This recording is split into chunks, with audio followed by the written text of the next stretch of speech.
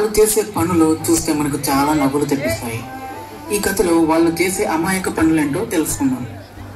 ఒకరోజు ఆ శిష్యులు పక్క ఊరికి వెళ్లాల్సి వచ్చింది. తిరుగు ప్రయాణం అయ్యేసరికి చాలా చీకటి పడింది. ఆ ప్రయాణంలో ఒక వాగును దాటాల్సి వచ్చింది. శిష్యులందరికీ ఆ వాగును చూడగానే చాలా భయం వేసింది. ఎలా దాటాలో అని అటు ఇటు తిరుగుతున్నారు. వారిలో ఒక శిష్యుడు, అరే ఇప్పుడు రాత్రి అయిందిగా, వాగు రోజంతా ప్రవహించి అలసిపోయి ఉంటది కదా, అది నిద్రపోయే సమయం చూసి మనం వాగు దాటుదాం అని అన్నాడు. అని ఇంకో శిష్యుడు అన్నాడు, ఓహో అదెంత పని, నేను చిటికెలా కనిపెడతా అని వాగు దగ్గరికి వెళ్ళాడు ఒక శిష్యుడు. పారుతున్న వాగు నిద్రపోతుందో లేదో ఆ శిష్యుడికి తెలియలేదు. మండుతున్న కర్రను తీసుకుని ఆ వాగులో ముంచాడు.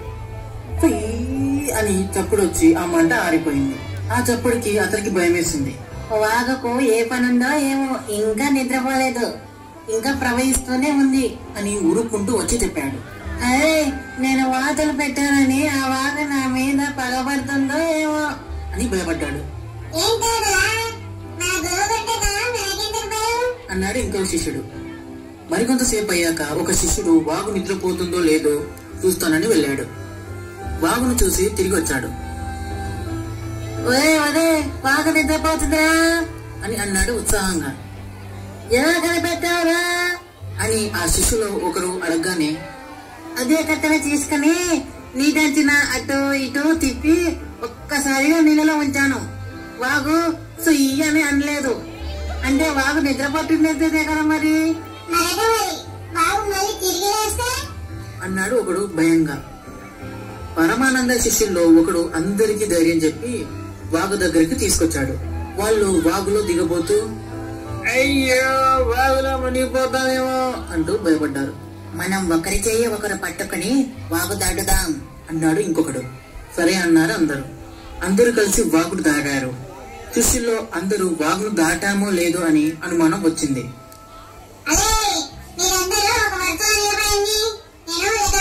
అన్నాడు. అప్పుడు అందరూ వరుసగా నిలబడ్డారు. అంటూ లెక్క పెట్టారు.